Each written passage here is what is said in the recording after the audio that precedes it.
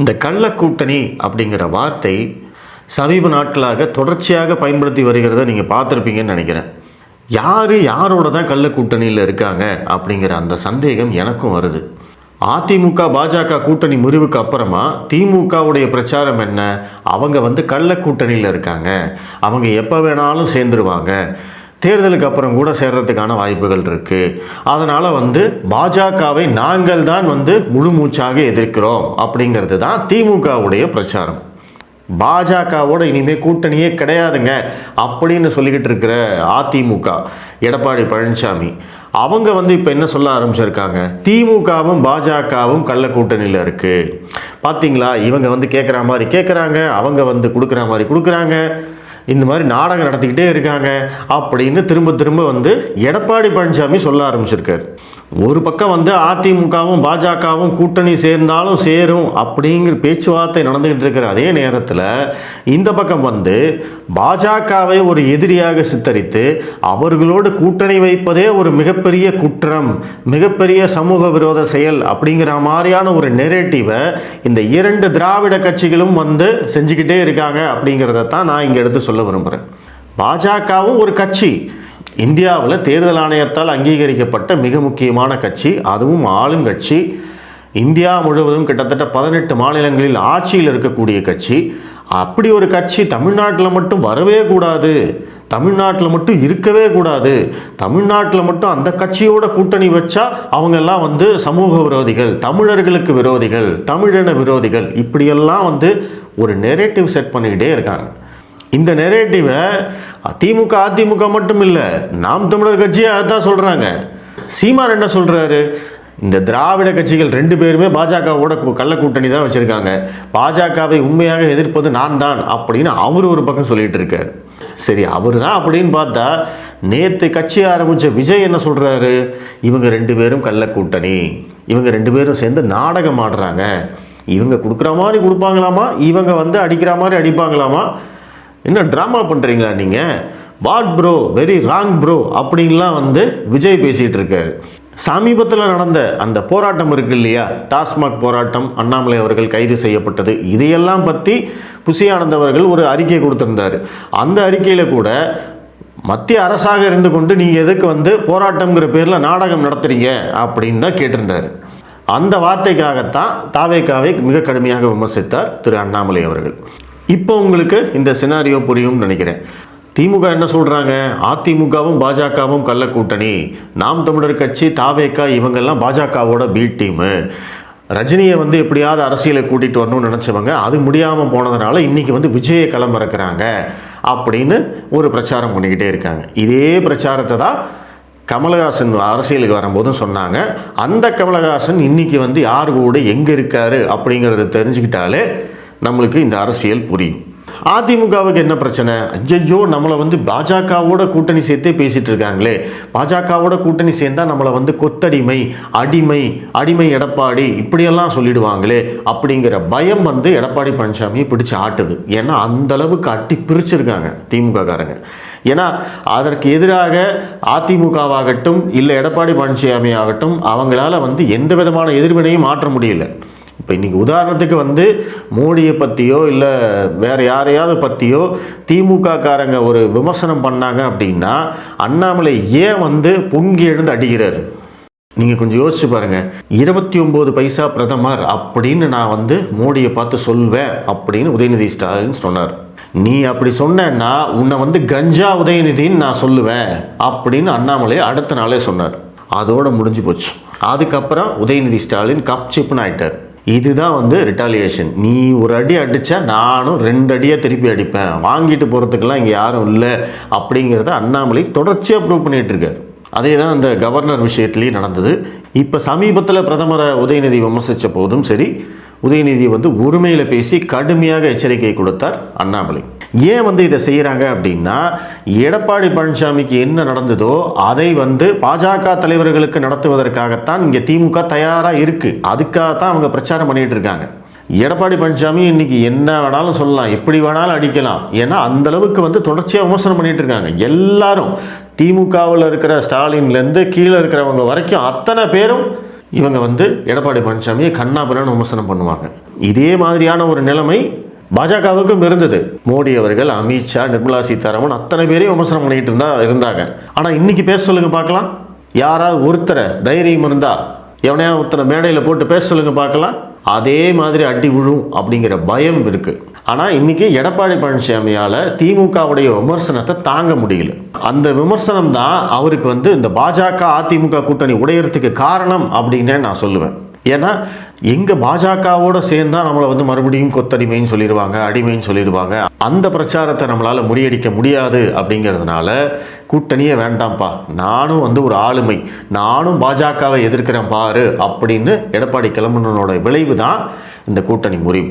இது ஒரு வகையில் வந்து திமுகவுக்கு கிடைத்த வெற்றி அப்படின்னு தான் சொல்லணும். கூட்டணி முறிஞ்சாலுமே திமுக என்ன பிரச்சாரம் பண்ணுறாங்க, இல்லை நீங்கள் வந்து முறிஞ்சதுன்னு நினைக்காதீங்க, அவங்க வந்து கள்ள கூட்டணியில் இருக்காங்க, ரகசிய தொடர்பில் இருக்காங்க, அவங்க எப்போ வேணாலும் சேர்ந்துருவாங்க, இப்படி பிரச்சாரம் பண்ணிட்டு இருக்காங்களா? அப்போது அதே பிரச்சாரத்தை திமுகவுக்கு எதிராகவோ எடப்பாடி பழனிசாமி பண்ணணும்னு முடிவு பண்ணிட்டார். திமுக என்ன சொல்கிறாங்களோ அதே தான் இவங்களும் சொல்கிறாங்க. இப்போ திமுகவுடைய கொள்கையை தான் இன்றைக்கி வந்து அதிமுக பேசுது, நாம் தமிழர் கட்சி பேசுது, தாவேகா பேசுது. திமுகவுக்கு எதிராக ஒரு மாற்றுக்குரலாக ஒலிப்பது அண்ணாமலை மட்டும்தான், பாஜக மட்டும்தான். அப்போ இன்றைக்கி வந்து அதுதான் நிலைமை.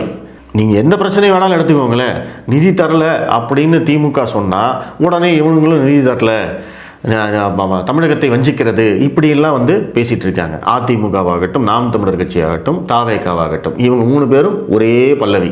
இந்த ஒரே நாடு ஒரே தேர்தல் அப்படின்னு சொல்லி கொண்டு வந்த போது திமுக அதை எதிர்த்தது, உடனே அதிமுகவும் எதிர்க்கிறாங்க, தாவேகாவும் எதிர்க்கிறாங்க, நாம் தமிழர் கட்சியும் எதிர்க்கிறாங்க. இந்த மும்மொழி கொள்கை, புதிய கல்விக் கொள்கை, அந்த பிரச்சனையிலையும் பார்த்தீங்க அப்படின்னா தமிழக பாஜகவை தவிர மற்ற எல்லா கட்சிகளும் நாங்கள் இருமொழி கொள்கையை தான் படிப்போம், அதுக்கு மட்டும்தான் ஆதரவுன்னு சொல்கிறாங்க. இன்னைக்கு இந்த தொகுதி மறுவரையறை பிரச்சனையாகட்டும், அதற்கும் வந்து திமுக ஒரு அனைத்து கட்சி கூட்டம் கூட்டின உடனே முதலாளாக போய் அங்கே போய் உட்கார்ந்து திமுகவுடைய கருத்துக்கு ஆதரவு தெரிவிச்சுட்டு வராங்க. அப்போ இது எல்லாமே திட்டம் போட்டு வந்து திமுக செய்யக்கூடிய ஒரு பிரச்சாரத்துக்கு இவங்க எல்லாருமே தெரிஞ்சோ தெரியாமலோ போய் ஆதரவு கொடுத்துட்டு இருக்காங்க.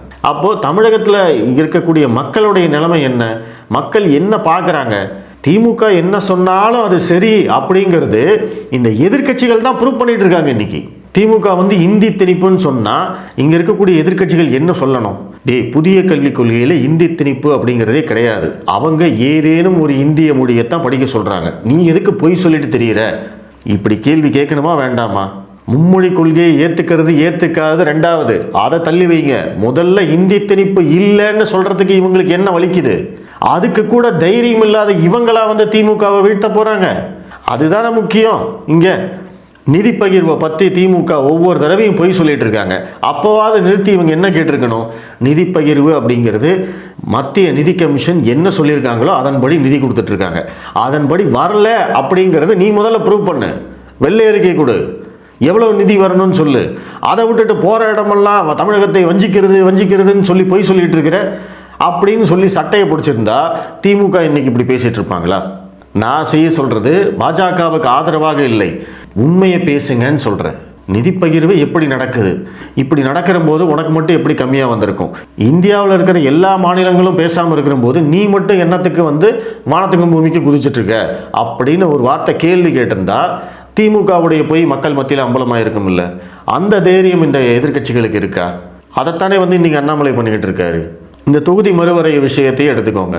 எப்போ வரப்போகுதுன்னே தெரியாது, அப்படியே வந்தாலும் எப்படி வரப்போகுதுன்னு தெரியாது. அதற்கான ப்ராசஸ் எத்தனையோ இருக்குது. இப்போ ஒரே நாடு ஒரே தேர்தல் அப்படிங்கிறது பாஜகவுடைய கொள்கை. அதை எப்படி கொண்டு வருவோம் அப்படிங்கிறதுக்கு தான் ராம்நாத் கோவிந்த் அவர்களுடைய தலைமையில் ஒரு குழு போட்டு அந்த குழு வந்து ஒரு ஆய்வறிக்கையை சமர்ப்பித்து அந்த ஆய்வறிக்கை வந்து நாடாளுமன்றத்தில் விவாதிக்கப்பட்டு அதற்கு பிறகு தான் வந்து இதை கொண்டு வர போகிறாங்க. அவங்கெல்லாம் வந்து விவாதித்ததுக்கு அப்புறமா தான் தெரியுது இந்த ஒரே நாடு ஒரே தேர்தல் அப்படிங்கிறது 2029 நாடாளுமன்ற தேர்தலுக்கு அப்புறமா தான் வரவே போகுது அப்படின்னு. ஆனால் இதை வச்சு போன வருஷம் 2023 தேர்தலையே வந்து அரசியல் பண்ணிட்டு இருந்தாங்க. அதே மாதிரி தான் இந்த தொகுதி மறுவரை விஷயமும். அப்போ இங்கே இருக்கக்கூடிய எதிர்க்கட்சிகள் எல்லாமே அவங்க முதல்ல எப்படி வந்து தொகுதி மறுவரையை பண்ண போகிறேன்னு சொல்லட்டும், அதற்கு பிறகு இந்த அனைத்து கட்சி கூட்டம் நடத்துறது, போராட்டம் பண்ணுறது, பிரச்சாரம் பண்ணுறது இதெல்லாம் பண்ணிக்கலாம். முதல்ல தமிழ்நாட்டில் நடக்கிற வேலைப்பார், சட்டம் ஒழுங்கு பிரச்சனை தலைக்கு மேலே போயிட்டு இருக்குது, தினமும் கொலை நடந்துட்டு இருக்குது, பெண்களுக்கு பாதுகாப்பு இல்லை, அந்த வேலையை மூடிட்டு பாரு, அதற்கு பிறகு மற்றதெல்லாம் பார்த்துக்கலான்னு இந்த எதிர்க்கட்சிகள் எல்லாம் திமுகவுடைய குரவலையை நெரிச்சிருந்தா இவன் இப்படி பண்ணிட்டு இருப்பாங்களா? நான் சொல்கிறது என்ன, உண்மையை சொல்லு அப்படின்னு தானே சொல்கிறேன்.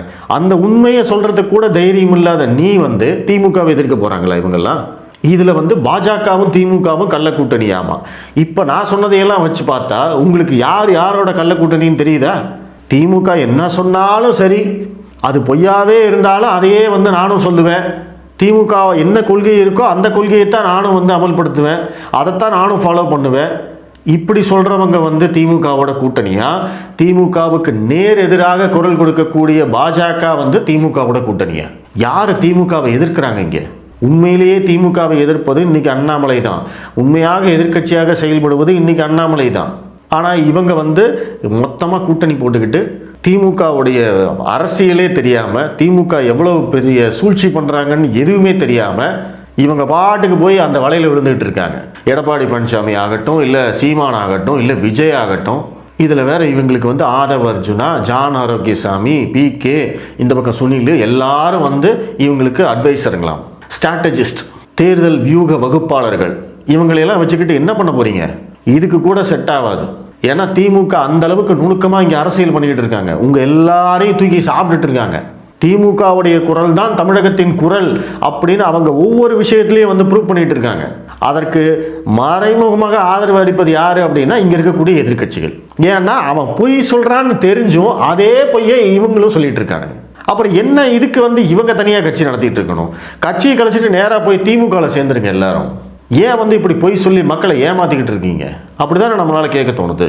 இவங்க இதெல்லாம் பண்ணிட்டு கடைசியில் வந்து திமுகவும் பாஜகவும் கள்ள கூட்டணியில் இருக்குது. பார்த்தீங்களா, அவங்க வந்து இவங்க மூச்சு விட்டா இவங்க சிரிக்கிறாங்க, இவங்க சிரிச்சா அவங்க வந்து அழுகிறாங்க. இப்படியே வந்து ட்ராமா பண்ணிக்கிட்டு மக்களை ஏமாற்றி இதை வந்து ஒரு நெரேட்டிவாக கொண்டு போகிறாங்க அப்படிங்கிறத நீங்கள் தயவு செய்து புரிஞ்சுக்கோங்க. இன்னைக்கு வந்து அதிமுக, நாம் தமிழர், தாவேக இவங்க மட்டும் பேசலை.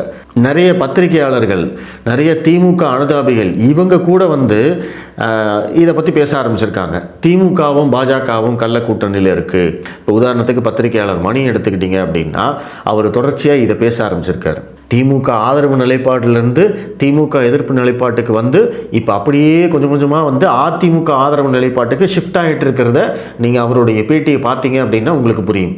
என்ன காரணம்? இங்கே வந்து திமுக இருக்கலாம், அவங்கள நம்பி வந்து வர வச்சாங்க, அவங்க வந்து கேவலமாக வந்து ஆட்சி நடத்திட்டு இருக்காங்க. இந்த ஆட்சிக்கு வந்து முட்டு கொடுக்க முடியாமல் மணி அவர்கள் திணறிட்டு இருக்காரு.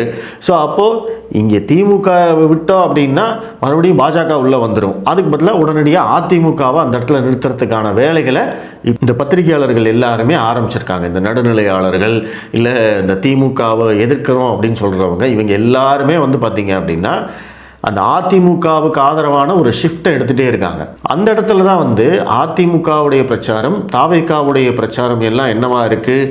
திமுகவும் பாஜகவும் கள்ள கூட்டணியில் இருக்குன்னு சொல்கிறாங்க இல்லையா? அதே பிரச்சாரத்தை இவங்க வந்து முன்னெடுத்துட்டு போக ஆரம்பிச்சுக்கிறாங்க.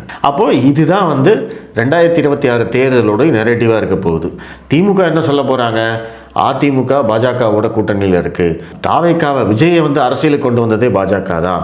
நாம் தமிழர் கட்சி பாஜகவோட பி டீம்ங்க அப்படின்னு சொல்ல போகிறாங்க. இந்த பக்கம் வந்து அதிமுக, தாவேகா, நாம் தமிழர் கட்சி இவங்கெல்லாம் என்ன சொல்ல போகிறாங்க அப்படின்னா திமுகவும் பாஜகவும் கள்ள கூட்டணியில் இருக்குது, எல்லாம் நாடகம் நடத்துகிறாங்க அப்படின்னு சொல்ல போகிறாங்க. சமீபத்தில் ஆதவ அர்ஜுனாவோட ஒரு பேட்டி வந்தது. அதில் வந்து அண்ணாமலையோடைய ஃபோட்டோவை காமிச்சு கேட்குறாங்க. அவர் என்ன சொல்கிறாரு அப்படின்னா அண்ணாமலையை பார்த்து திமுகவுடைய ஸ்லீப்பர் செல் அப்படின்னு சொல்கிறார். இப்போ புரியுதா நான் சொல்கிற அந்த நெரேட்டிவ் என்ன அப்படிங்கிறது? இதுதான் இவங்க செய்ய போகிறாங்க அப்படிங்கிறத நான் முன்கூட்டியே சொல்கிறேன். அதற்கான கவுண்டர் நெரேட்டிவ் தான் நான் உங்களுக்கு சொன்னது. திமுகவுடைய குரலாகவே தான் இவங்கெல்லாம் ஒழிக்கிறாங்க, நம்ம மாற்று குரலாக ஒழிக்கிறோம், அண்ணாமலை தான் மாற்று குரலாக ஒழிக்கிறார் அப்படிங்கிறத நம்ம திரும்ப திரும்ப மக்கள்கிட்ட எடுத்துகிட்டு போய் சொல்ல வேண்டிய தேவை இங்கே இருக்குது. ஸோ இந்த அரசியலை நீங்கள் புரிஞ்சுப்பீங்கன்னு நம்புகிறேன். நன்றி.